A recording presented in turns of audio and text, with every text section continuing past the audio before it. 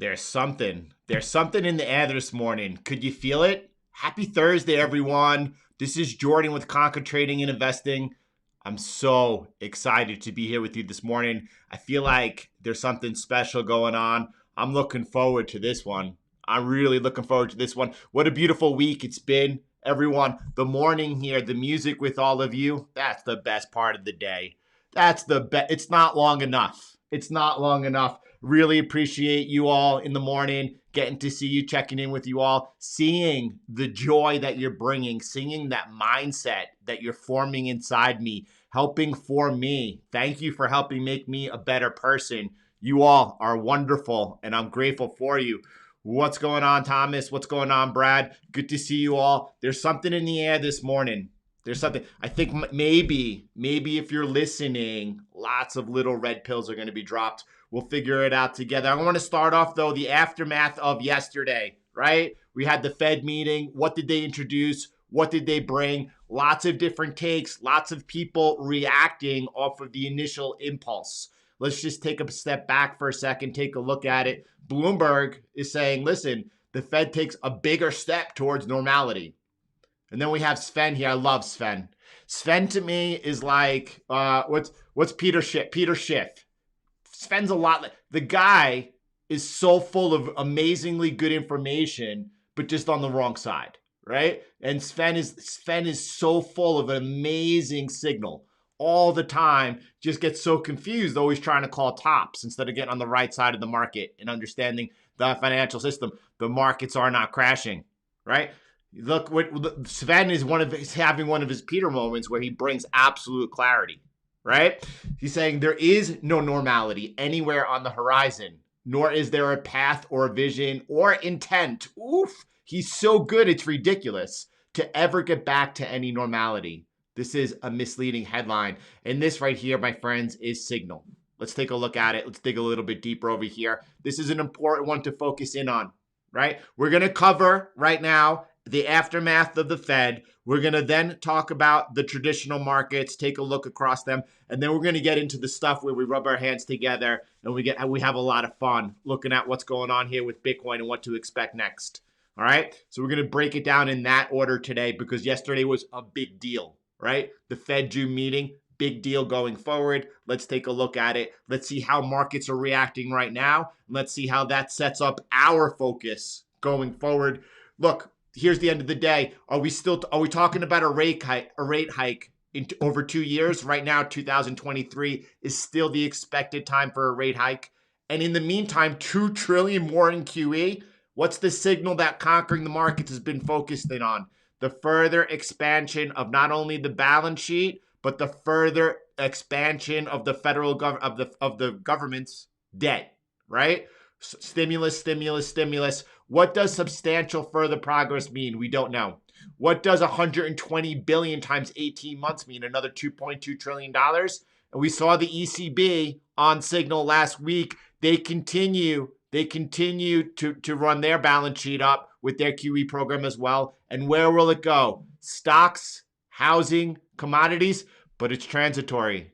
But you have Obi-Wan Kenobi, but it's only transitory, right? Everyone's believing it. What's going on? We're going to dig here in a little second. We saw the housing market come up. Is that money going to continue going to the housing market? I keep watching for signals, keep trying to do education. Greg sharing this with me last week over here. You know, a lot of people are talking about the coming housing collapse. And look, it's hard to make the case that the market is not overheated and becoming fragile and perhaps soon should crash. We're seeing what? We're seeing in Labor Day, right? We're seeing in Labor Day a bunch of federal benefits being taken away. I think it's 15 states. It could be more, right? A lot of people all of a sudden going to have 2 choices. Either they need to return to the labor market or they're going to be really hurting. People are already having trouble paying rent and or their mortgage. Is that going to cause the coming collapse? I don't know when. I know these things are really hard to time. And at the end of the day, the Fed each month, month over month, it keeps buying these mortgage-backed securities. So I don't know. I'm not trying to call a top of a housing market. I'm watching from afar and just trying to educate myself But I can tell you that these things are very, very difficult to time, and they could go on for a lot longer than people could expect. It's that Keynesian line over there that markets can remain irrational longer than traders can remain solvent. Let's take a look at this at what happened though. Look, we're still talking about no rate hike at the end of the day. Just for I'm sure all of you know what's going on.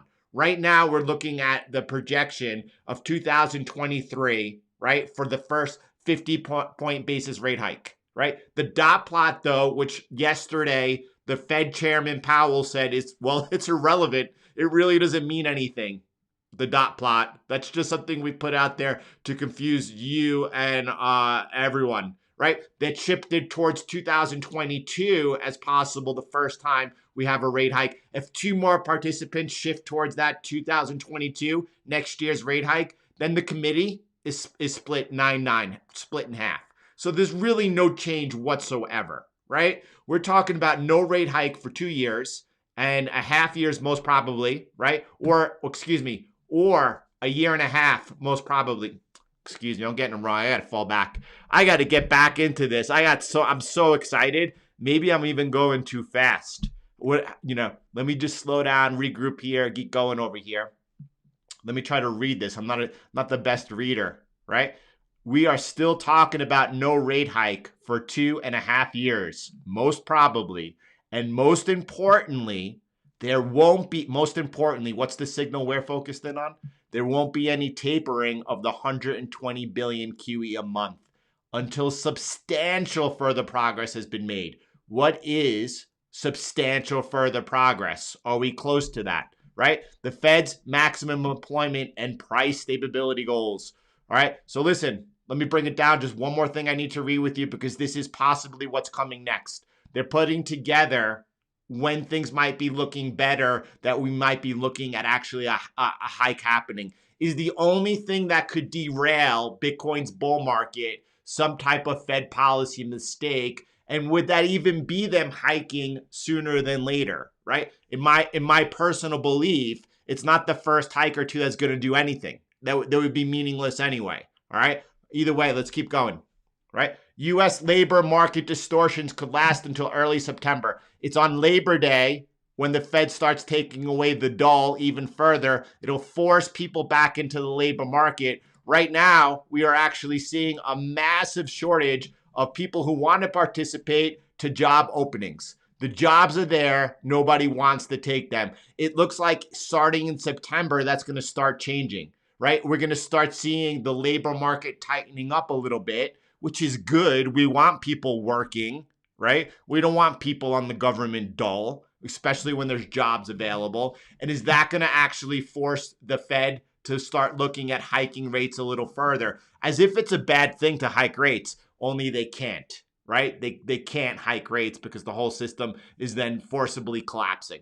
Either way, let's keep going. So what are they going to be doing? Is it possible that's too late for the Fed to act? Because if they start looking at if they wait for September and October to see improvements, and then in the November meeting, they start talking about taper in December and January, that doesn't give the market much of a chance to act. That's going to be a surprise, and we might see a taper tantrum. Bad. We do not want that, right? Now, on the other hand, does that mean that we have August Jackson Hole for the Fed to actually be preemptive and start to set up some type of tapering?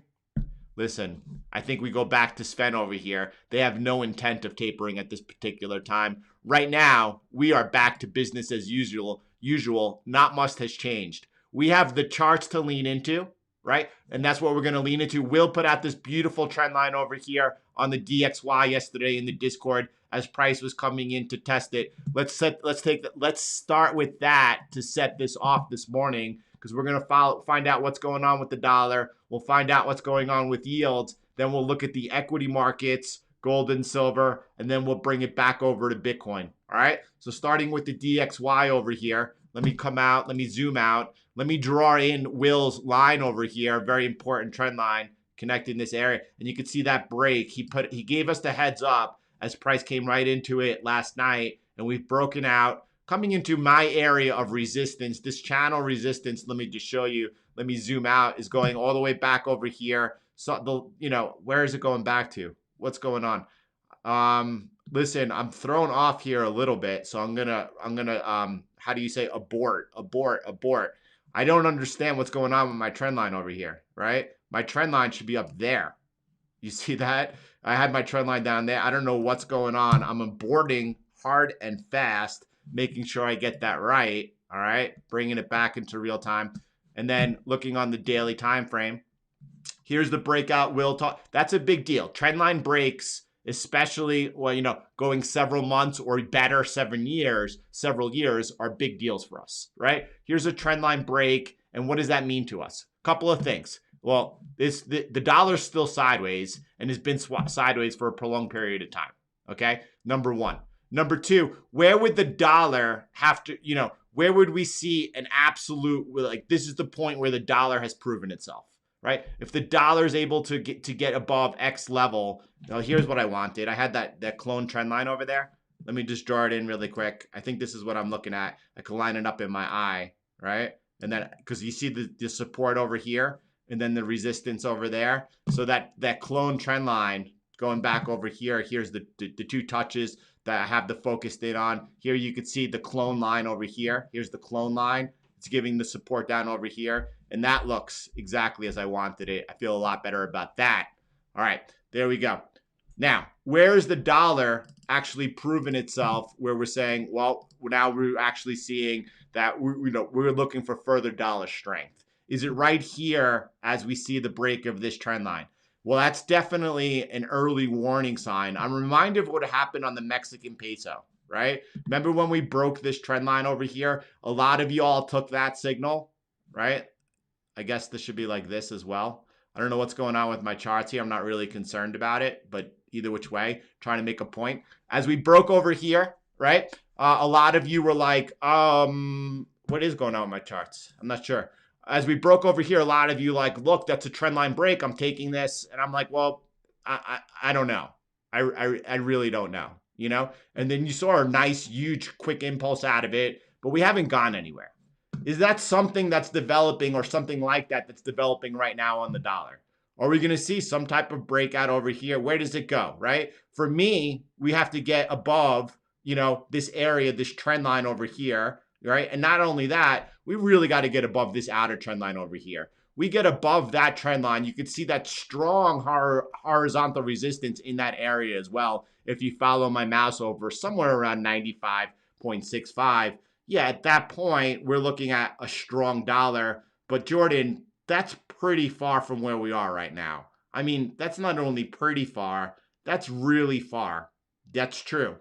That's true. It's really far. I don't really know what else to say, I could take it day by day. If you're trading this from a swing trader's perspective, we just came up at, we're just breaking out over here. So you're waiting for a retest and a resumption for your next move, right? We don't know if this gets faded and comes back under this trend line, right? If that comes back under that trend line, this is a false breakout. That's why we always have breakout, retest, resumption to protect ourselves. So we'll find out, right? And we'll just continue monitoring day by day. Now that we've had that break of that trend line, it's worth paying attention to. It's worth keeping an eye on because we have lost that momentum, that sell pressure momentum, whether or not price winds up going sideways and consolidating further, or whether or not this is rejected, or we're targeting higher levels, it's too soon. We're just making the observation right now that we broke that trend line. Thank you, Will, for bringing that to our attention so clearly, and we'll see what's next. The 10-year also, you saw all of a sudden price rising up towards the top resistance of the bull flag. It's too soon to decide what to do. The market is still pricing in the aftermath of yesterday's Fed meeting. The market has not given us any edge whatsoever, right? Over here on the 10-year. It's still waiting for the breakout, which means you still have to be patient. It's a big deal. If we break out to the upside, gold and silver are going to continue to feel pressure. There's no question about that. But if we break down over here, you're going to see a massive reversal in the price of gold and silver. So until you get the tell, you have to wait it out because we just came into resistance last night. That's the only thing that happened. In the top end of the resistance, What happens next? Does that mean that we're going to break out? No, it's no different than we were prior to the Fed meeting as we were coming into the support. And I'm like, listen, everyone is calling all of a sudden yields to come all the way back down and test, 1.2 or 1. They haven't broken down yet. So we're still waiting and watching. Very, very important to give the market time. Let me go into gold and silver first, right? I'm going to start off with silver over here. And all I can say, right? Look, I think it's too soon to jump in to try to catch this cascade and try to buy. Look, is this support going to hold or, I don't know. Is the one, I don't know. I think people are a little too soon in acting in trying to get into a trade, right? What we did, the way that we did this was nothing less than brilliant. Look, sometimes trades don't really have the opportunity to push themselves. This was one of them. I was hoping at the entries we looked at, we did a video the day they happened, calling it out, and hoping that we could push to 12-month highs, and then even on to maybe all-time highs, right? That didn't happen, but we were able at the right time as price broke outside this trend line over here to say we're exiting the trade, right? Since then, price has happened to break down. That's why the whole point of waiting to get back above here to enter the trade was put in there. Like you saw the breakdown, like it didn't work out, but it's still a good trade. It's still a good trade. And it's a lot better trade than holding this here and hoping this thing comes back. I have no idea. It's really dependent right now on what happens with yields. So just wait a little further. Wait for that clarity. Wait for the money to be clear so that you get back in there and you're able to go over there and just pick it up. If you're trying to buy this right here, right now, you're against momentum really strongly, and there's no indication to be buying yet, right? There's simply no indication. Gold too, like just good job, well done. We put out the outer trend line and we said, all right, if and when that breaks, then it's time to exit that position, right? This was not a position. I chose silver over gold, but we laid out the case for gold. I was talking about silver here, saying gold. Sorry about that. They're close, obviously highly correlated, but nevertheless, I was calling out the wrong instrument. Look what happened here anyway. Just look at that level. You see this level once the support was breaking out, and then price came back up. It retested it and then resumed off. That's CTM all day long over there. But here, let's go ahead and turn that over to resistance right now. Keep this going. Why I pause for 1 second, it's simply to say to you, thanks for being here. Thanks for being here. I'm glad that you were here. It is good that you were here. And if you're new here, welcome. Right? So anyway, what's going on with gold right now? Same thing. Look, this was the place to exit gold, right? When you're looking at this chart, it looks weird, right? Why? Because I don't have this symmetry that I always have on my trend lines, right? My clone trend lines. This one, you can see the angle up here is different, right? And the reason because I have this touch, this area over here, and then again, this touch, and I kept it, and the market paid attention to it. So I don't really know what to make of that. And it's really one of the few times that you see that happening on my chart, on my artwork. But that's how I had it. I love how Giles had it. Giles. I love how my boy Giles had it. It was very clean. It was very clean, and he had that breakdown over there perfectly illustrated well. We looked at that together recently. All right, what's next? Let's keep going over here. I want to look at the equity markets, right? What are we seeing right now when you look at this chart? Anyone who's been following what's going on here from afar knows that, well, we're still holding this area of support. Nothing has changed. Nothing has changed at all, right? Breaking down below that, there's a 4% difference to the next support. That's a big deal, right? But right over here right now, it's too soon to act. Price is still consolidating right under new all-time highs. When we look at what signal is the continued expansion of the Fed's balance sheet with $120 billion of QE purchases. And it's not coming just from the Fed. You got the ECB on pace, just slightly behind, right? Now, we had a correction. It wasn't as big as a correction on the S&P as I was looking for. I'm looking for those 8-9% corrections. It was only like a 4 or 5% correction, 4.5% correction. Not a big one. Was that enough? When I say, was that enough? I know that people are still looking for a pullback. I don't know what's happening. I'm just going to follow the technicals. I'm actually just going to focus in on the technicals. And right now, price continues for consolidating for a long time over here within this range. There is no signal at all yet. We will continue watching. All right, the Nasdaq also, same exact thing over here. Nasdaq looking very healthy. Is it breaking down? Are we seeing any signs of a breakdown? Is that perhaps even a rising wedge forming? That could very well be. That could very well be. So we'll watch out for that. Let me draw that in kind of neat and clear. Just the trend line down over here. Let me just nail it and get it right so that we could focus in on that, a breakdown of that, right? That would be the first, let's say, signal that perhaps we're going to see some pressure coming on the Nasdaq. You go back over here to the 10-year. If that breaks out to the upside, that's going to coincide with the Nasdaq breaking down over here on the downside. I think that's where I'm going to be focusing in on. The S&P looks like so far it's much more stable. We know a break below there that could set up the downside. I'm worried about the downside risk because the trade right over here is consolidating very well near all-time highs. It looks good. I know a lot of people are calling for some type of correction. It could happen. If it happens, let's let price show us on the breakdown of some type of technicals. Right now, we're holding the support over here, consolidating around new all-time high. It looks good. Same thing with the Nasdaq, but it looks like it's possibly in more jeopardy. We will watch it. What's going on with Bitcoin? 345 likes. Thank you very much.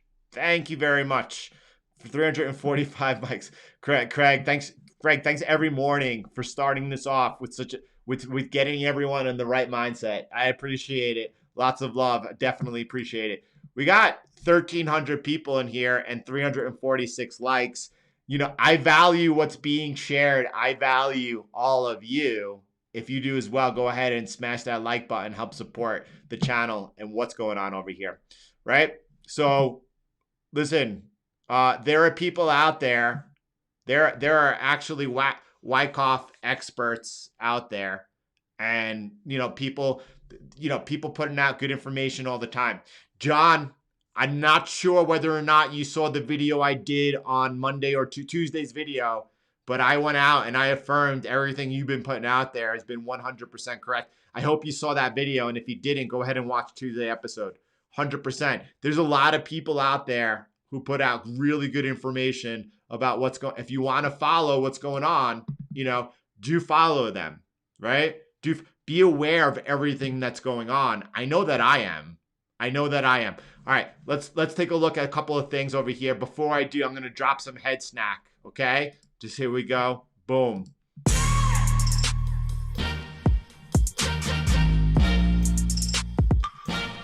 Dan, thank you. Matt, thank you.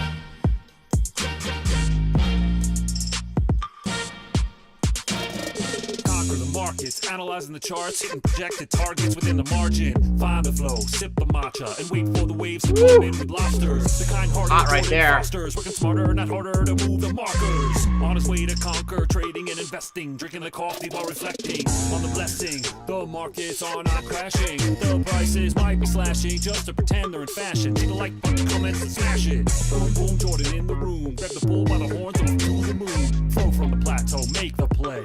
Boom, boom, it's a taco day. It's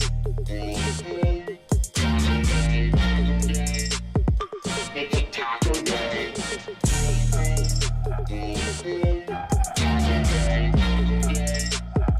It's a taco day. All right, wow, we got a lot to unpack over here. We got a lot to unpack over here. I haven't even gotten into the show yet. Wow. All right, let's get going, everyone. First of all, over here, look, the intro is too long. So you do realize that you could start enjoying us about 5 minutes into the show, right? If you want to skip the intro. But the intro, I don't know if it's long enough. I mean, man, the amount of value, the amount of alpha that I get out of that, it's too much. You guys all help form me and shape me. You guys are all beautiful, and it's contagious. And that's really important. I was watching yesterday or in a Twitter space, I believe that's what they're called. and it was the guy from What Bitcoin Did's podcast, and he had on there Eric Weinstein and Brett Weinstein, and it was absolutely, I listened to for like over an hour and a half even maybe, and the conversation was just something like, we all love to learn. That's the thing. We always want to be learning, right? And what was really neat is that these people, they associate themselves as left leaning. Okay, we're talking about important stuff right here. We're not talking about politics. So anyone that wants to comment about politics, like that, no. All right, but I need to be able to talk to you all, so we're going to talk. They're coming from a place where they consider themselves to be left leaning in many ideas and thoughts, right? And what they're saying is they're now being censored, right? They're being censored by these tech platforms, right? And where does that bring them? It brings them over to Bitcoin. And they're like, when they talk about Bitcoin fixes this, it's not necessarily only Bitcoin itself, but it's the Bitcoiners, right? And what was really interesting, even Peter McCormick himself, he's like, listen, I used to hold a lot of these ideas myself. And then like I have these people, kind of educating me and talking to me about that. And, as time goes on, I'm changing my views. One of the things they pointed out, and this is really important, he says, listen, there's a study they did. It was I believe, the UC of California. It could have been Stanford. He gave the resource to look it up. I started looking it up on their website. It wasn't easy to find, but he's talking about how they understand human behavior better than we do, far better than we do, right? And he could say that he has a very close friend who he knows very well. He respects so much, right? But when he starts seeing, as they start like censoring them, and you start seeing like negative comments, even like they usually come from like pretty weak accounts, a couple of followers, and they're just like, just some troll comment, right? And he's saying, even though I know this guy and I love this guy and I respect this guy, my subconscious mind has to fight that off. And it has an effect on it, right? This is like psychologically proven, right? That stuff is toxic. That stuff is dangerous. Negativity is absolutely from the evil one, right? There's a difference being able to have a discussion and share an opinion, and there's a difference between spreading negativity. That's not happening in here. People are worried about an echo chamber. In my opinion, an echo chamber, it sounds like conspiracy theory, right? What do I mean by that, right? Where does the term conspiracy theory come from, right? Well, after the assassination of JFK, the official narrative didn't really line up with common sense and people were asking questions. So the deflection by the CIA was to coin the term conspiracy theory. Like if you're thinking about anything else that we told you, you're a conspiracy theorist. To think that powerful people would conspire to consolidate their power, that's ridiculous, right? Echo chamber. Where do you hear that from? A lot of people who watch the nightly news, they're really concerned about other people being in echo chambers. Think about that for a second, right? What is the nightly news programming? It's a giant echo chamber, right? All of the media is nothing but an echo chamber, and they're telling you to be careful of echo chambers. Well, what does that mean? Well, people, on the internet, as you are right now, getting information from all different places, are usually good at critical thinking and being able to think for themselves. To be fearful that you're going to end up in an environment that's an echo chamber, I mean, what does that say about yourself? That you're unable to reason and process information and make up your own mind? Think about that for a second. The intro's not long enough, though. But we'll keep it short. You could join us later. I love over here, be the surfer, wait for the waves. This right here is absolutely insanely great today. Because right now, a lot of people, I used to want to act before the Fed released their statement. Before the press conference, I felt like I needed to be like into a position, otherwise I was going to get left behind, right? And then I wanted to trade throughout the press conference because I could see the volatility. I know what happens. You have the rate statement, the market reacts, right? And then exactly on point, right before the press conference starts, all of a sudden you saw that pullback going into it, and then price resumes in that direction, right? And then it could start slowing down up until the question and answer portion starts. And as long as nothing is revealed during that question and answer session that is new to the market, as you hear the mic go off, as you hear like the mic drop, all of a sudden price continues flowing in the direction it was going, at least up into Asia. And then I learned, wait a second, let me wait for that clarity. Let me stop trying to like get caught up in the chop, and let me wait for that big wave to come in and get on top. I see that happening on gold right now. A lot of people last night were looking to lean in there and try to buy that dip.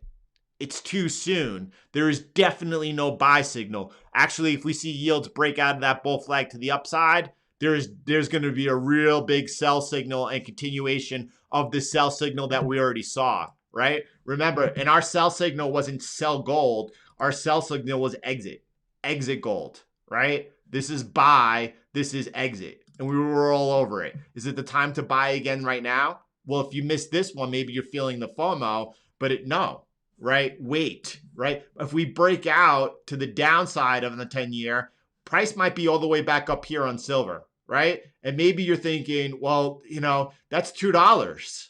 I don't want to miss $2. I'd rather buy it now. But the thing is, if you buy it now and we break out the wrong way, you're going to be taking out that last swing low and you're going to be in a world of hurt, right? Wait for the clarity. There's no clarity right now. You got to wait for the clarity.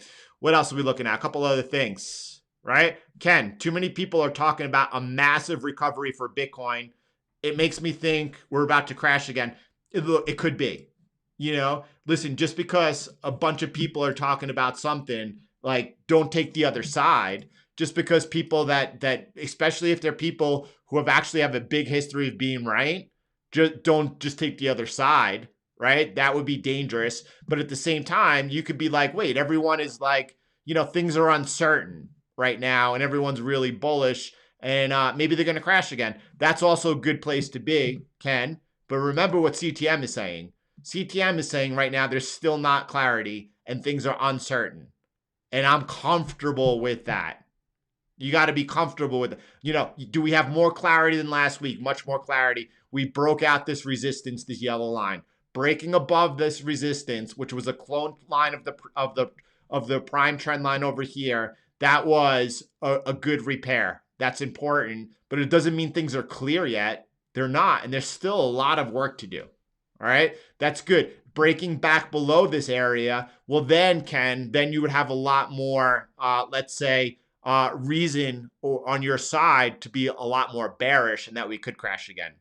But above that trend line, you shouldn't be looking for a crash because you can't crash until you take out the broken resistance now acting as support or should act as support. So it would be too soon to be looking for the market to crash, right? So right now, where are we at? Well, you're sitting on your hands, you're sitting on your surfboard. I mean, listen, if you're accumulating Bitcoin all the time, every day, all day long, fine. A lot of people saw the year of the bull yesterday, that discussion we had, beautiful, beautiful stuff. The comments were beautiful. A lot of people really love his insight and perspective, that long-term perspective. If you're accumulating, you're on the right side. Everyone knows I bought the dip, 39,000, also 33,500, right? But, as far as trading, things are uncertain, looking better than last week, but we're not out of the woods by any means right now, right? The Nasdaq is having the same rising wedge.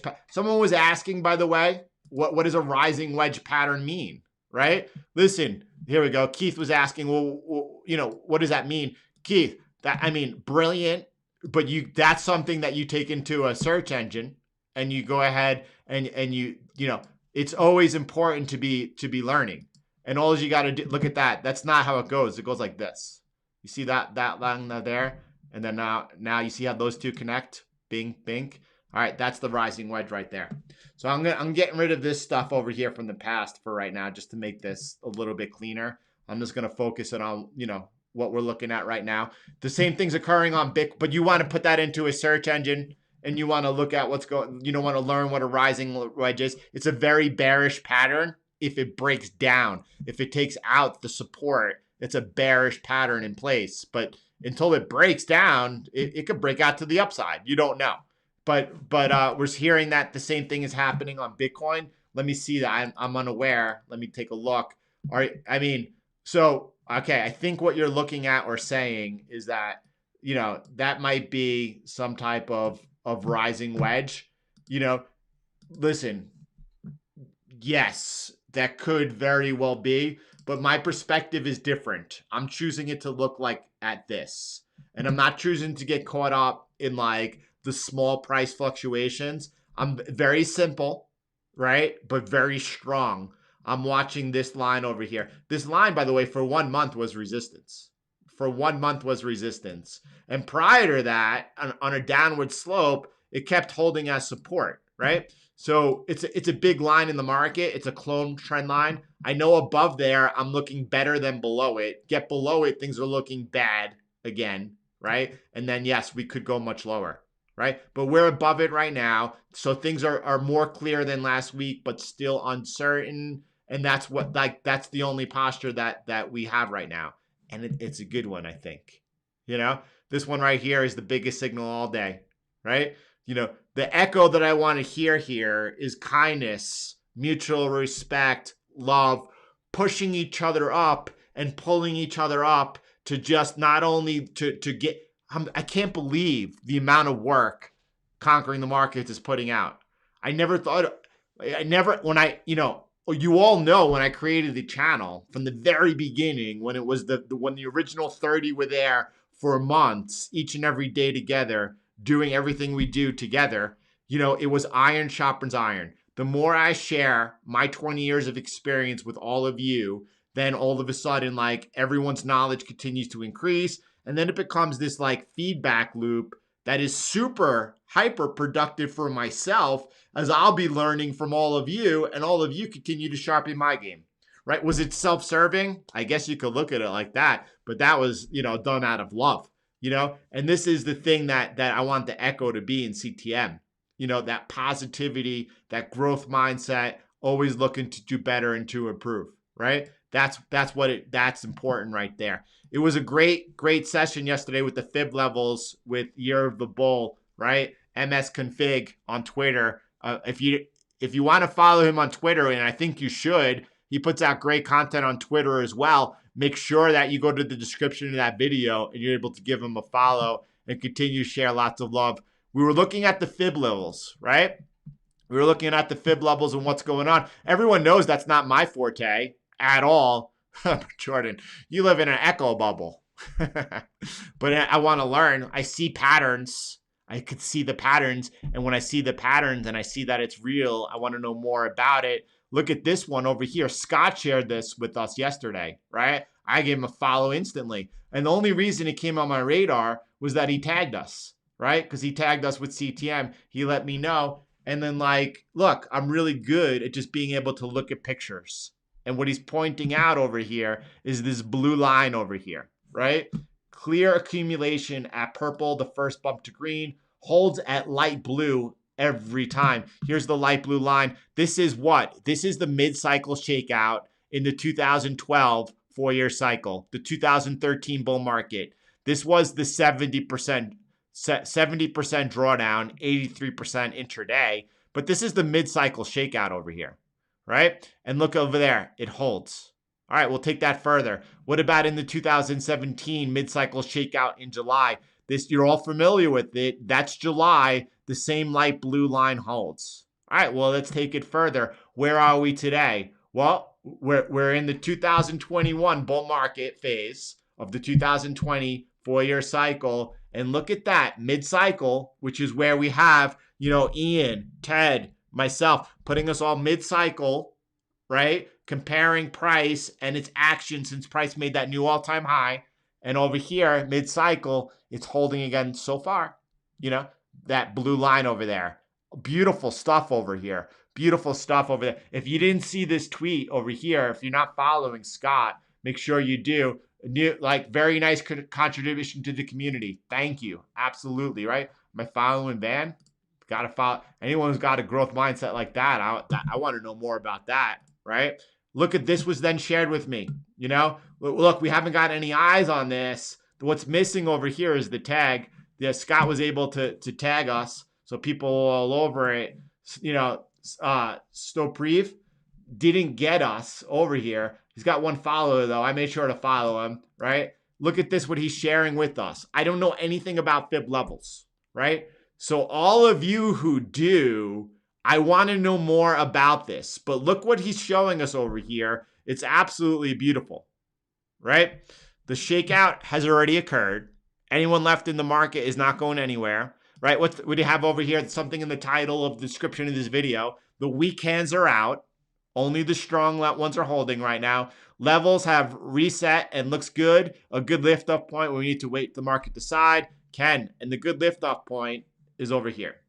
Getting above the most important trend line in crypto, that will absolutely send us, right? And that's what we're waiting for. And we don't know when it's going to happen. By the way, that big echo bubble that we live in, right? Ian yesterday, Ian from Mission Control is like, listen, what do you think about the possibility of like a really long consolidation, even past the expected peak? And I'm like, well, you know what? I don't think it's going to happen, and then we talked about what that would look like if it did happen. And he's like, you know what? Either do I, but I'm going to go ahead and model it out just so we have that work already in place in case it does, and we can continue to be where we need to be. I mean, beautiful stuff. Just humbled, left and right by all of you and what you keep team. I got to see Brandon last night live on YouTube. I got to see Heath during the Fed press conference live on YouTube. You guys are all great, that's for sure. So what are we looking at? Some people can't stand the positivity. Some people can't stand the positivity. That's right too. Like I see that over there for the awesome work to the moderators are absolutely when you look into a fire and you see the top and like the flames dancing, the peaks dancing. That's like but the burning embers, that's the moderators. They keep this thing hot, That's the moderators right there. People can't stand it. They can't stand the goodness. It's like looking at the light, And when I talk about the light, I'm not talking about the light bulb, but when you're looking at the light and you're just like, you can't be in it. It's the same thing. So listen, look at what's I forgive my pronunciation, but stop rev maybe. Look, what we're looking at over here, he's saying it's interesting that the Bitcoin cycle tops to bottom with the fib 2.272. I have no idea what it means. So I call on all of you. I just liked it, right? If you go over to my profile and go on to like videos, I could throw it down and over here. If anyone knows what it means, right? The fib, no shouting, please. No shouting, please. The shorts are on highs. They're not. No, the longs are at all-time highs. The shorts are not at all-time highs, but there's no need to shout, especially if you're not getting it right.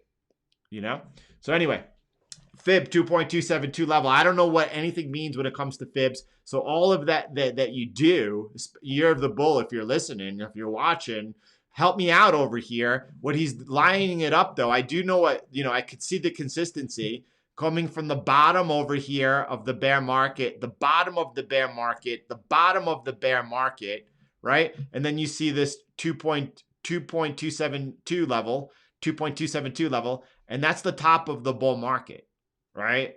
And it happens again over here. Does it again happen over here? And what's the exact price over there? I gather that it's above 200,000. I don't know exactly what it might be over there. And both times, by the way, in that first cycle and in that second cycle, it wasn't it was a touch of it, but we went above it. So is that putting us around? I would gather that's somewhere around $300,000. I would like to know more. Is this something that I would like to know more? So anyway, what else? And then I'm looking at this. Ted shared this morning, and this just like, so Ted shares it first of all. So Ted shares it. I'm interested. Again, mission control over here, and he's just saying this is interesting to look at. Let's just see what's going on over here. But again, we're talking about fib levels, right? And my fib. This is a fib channel, and my fib game is not really on point. It's not even in the arena. I don't I don't consult fibs at all. So I want to know more. Either which way, I want you to look at this over here. So the first thing I'm looking at is this level over here. And I'm like, what is the price? Wait, what? How many commas are there? Oh, 5 million. What year? 2025. Wait a second. So just like rewind a second for everyone. Rewind. Rewind. You know?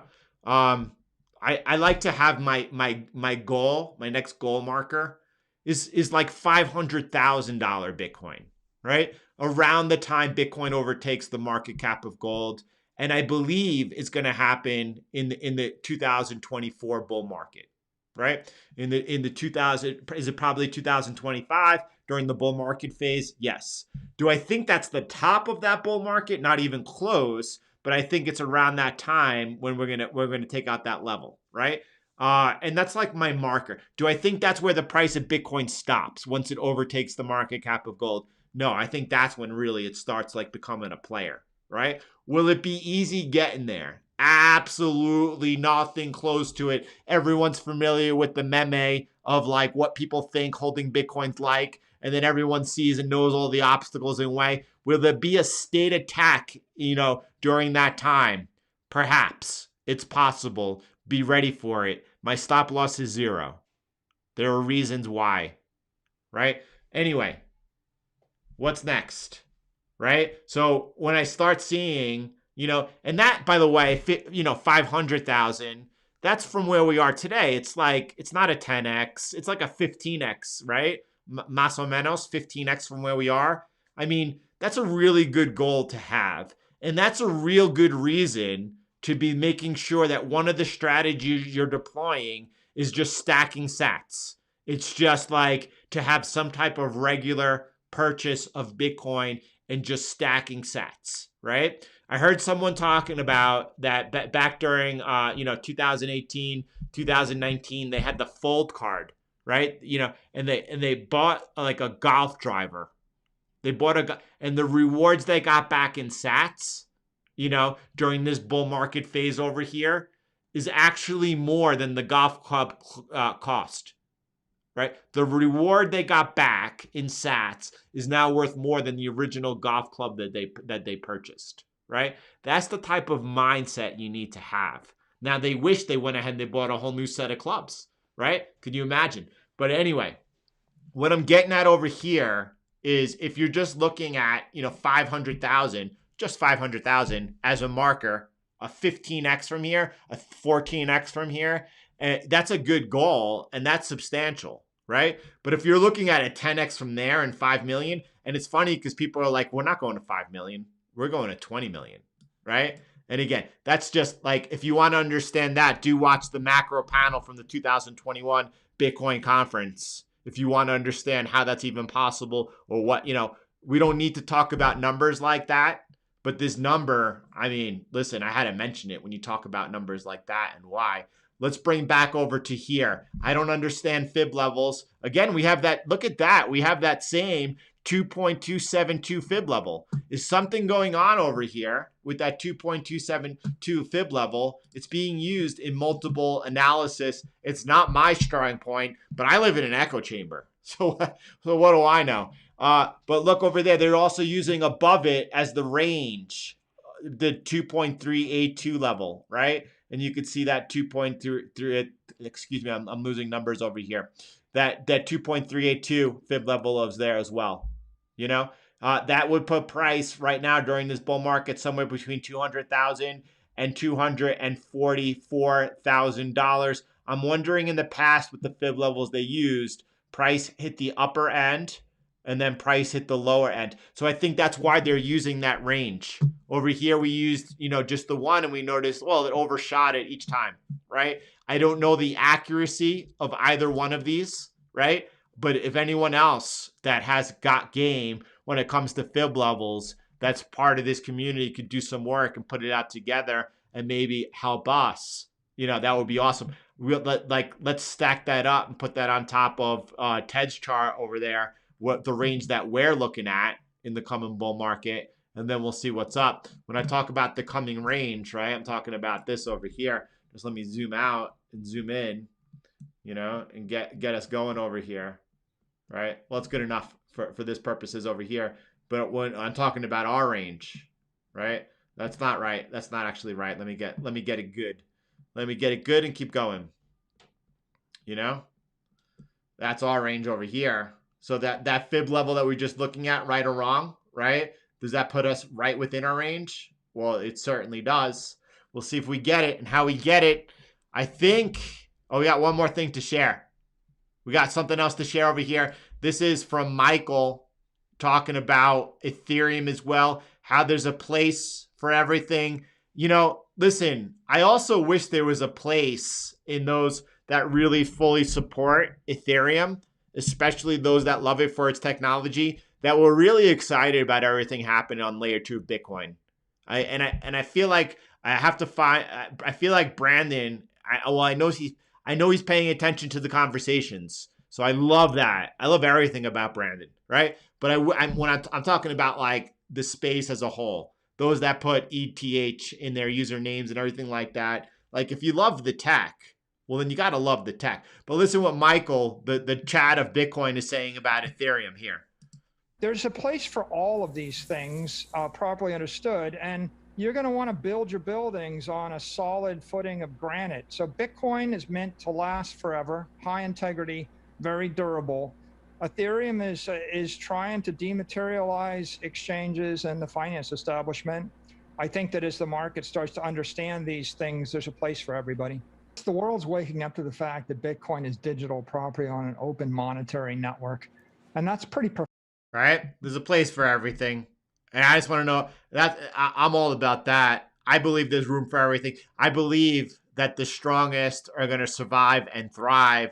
There's a big future. There's a big future and there's lots of rooms. Did you see soccer clubs over in Europe right now are issuing their own tokens for their fan clubs? It's being written off as silly and just going to be a big expense. I don't know. I think there's a place for lots of different tokens in lots of different areas. But I'm not confused about money. I'm not confused about Bitcoin's purpose and all of that. That's for sure. All right, good session. Really, you know, I saw over here this, Peter. This is beautiful over here. Just the biggest shout out again, once again, you know, to the moderators, to all of you contributing here, contributing with your knowledge, your insight in the comments, right? Those of you that have that that understand this is a beautiful place to learn, to grow, right? And to profit. Everyone, thank you. I'm going to play some honeymoon vocals over here, see if there's anything else for us to tie this up with. If not, strong, good session. Maybe we want to look at FX. Hold on one second.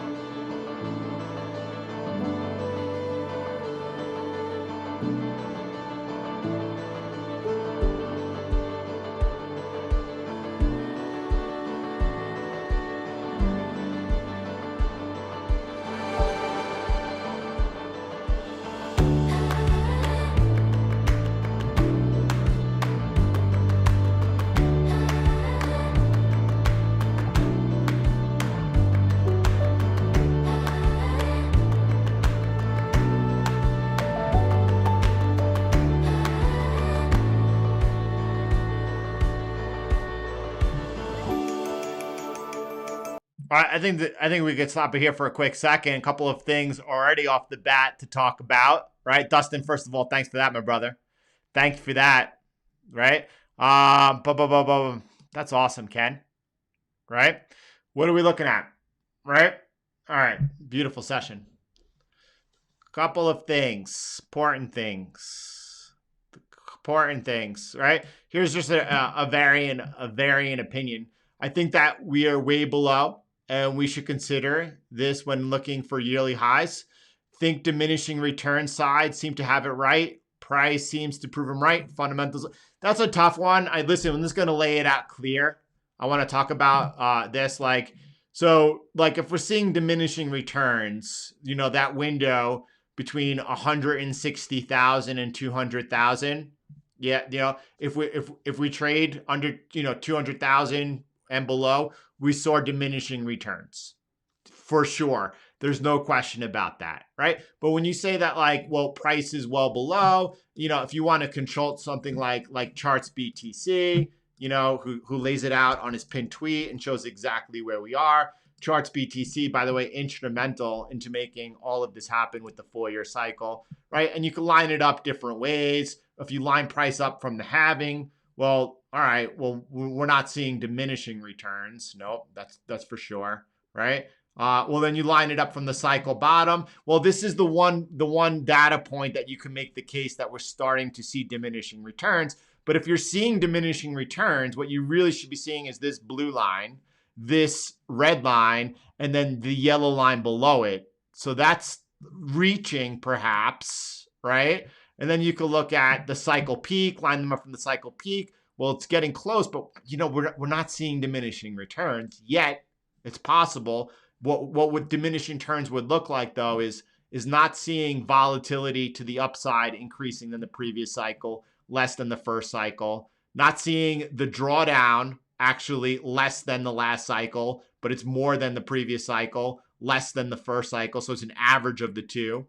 And the consolidation period in the last cycle was less than it is right now. And this one was even more. So we're seeing this cycle so far being an average in each way of the previous two cycles. So the diminishing returns case at this point, that's like going back and saying Bitcoin shouldn't be above 20,000 in 2021, which was the base case for diminishing returns, if you remember. So, and then, you have our, Ted over here, the collective CTM model over here, Ian working together off of, my original vision, tightening it up over here with their expertise and beautiful.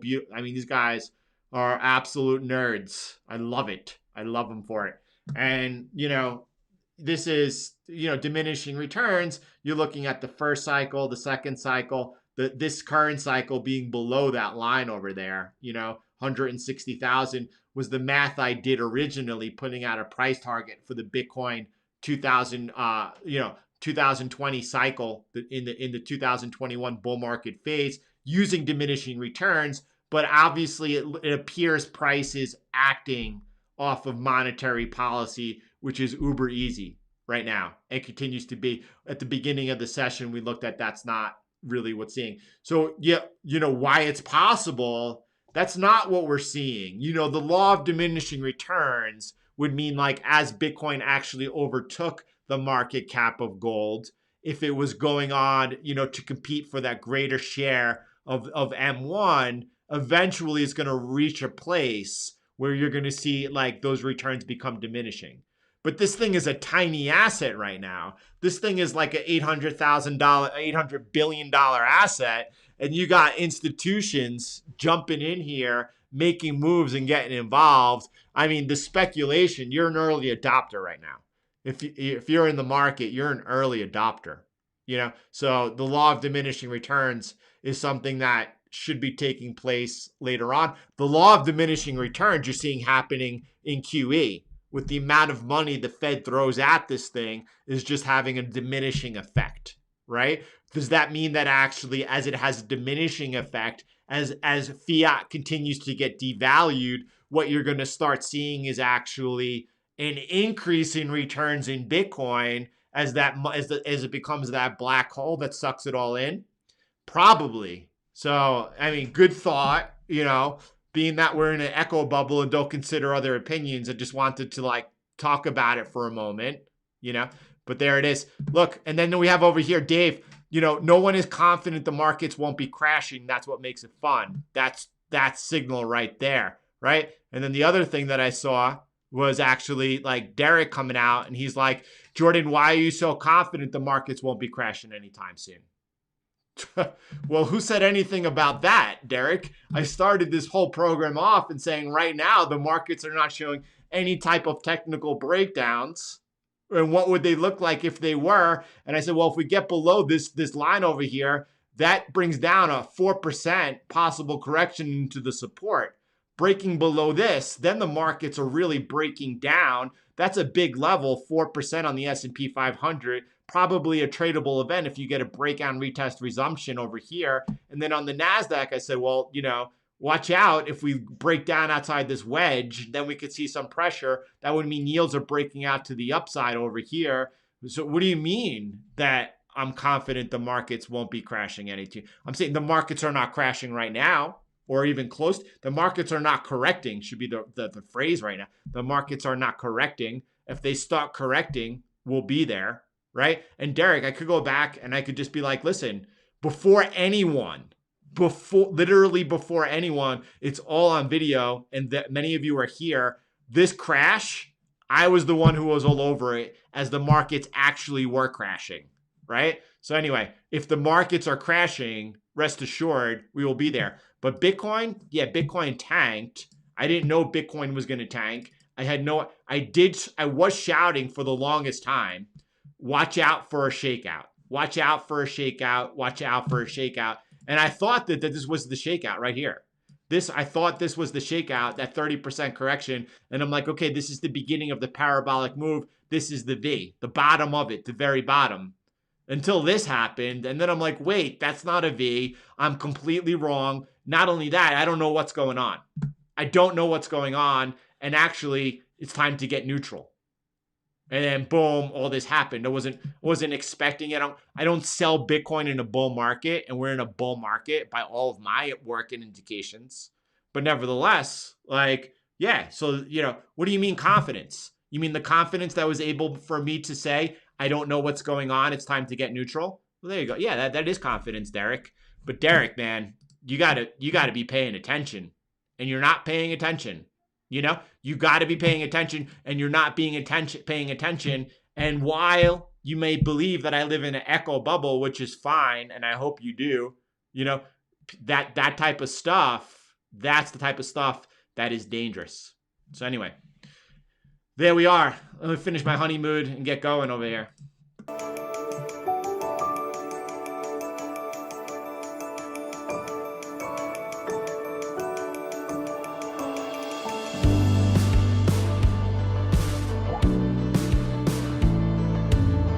Yeah, we did.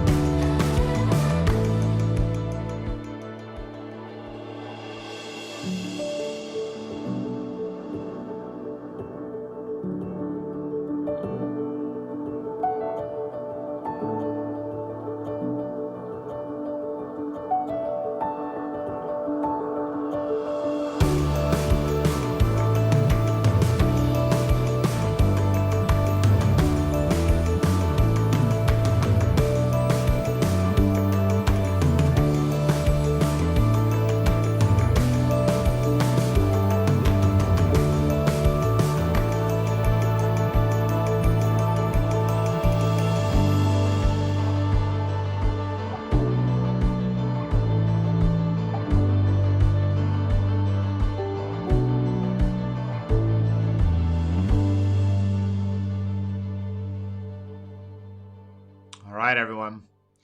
All right, listen, good session, solid session. Thanks for all being a part of it. There were still some really good, important questions asked. We couldn't get to them all. If I go back over them, if any of them, we could look at tomorrow, we will. But listen, I'm going to go kiss these kids. Have a beautiful day, everyone. Thanks for being here, and I'll talk to you soon.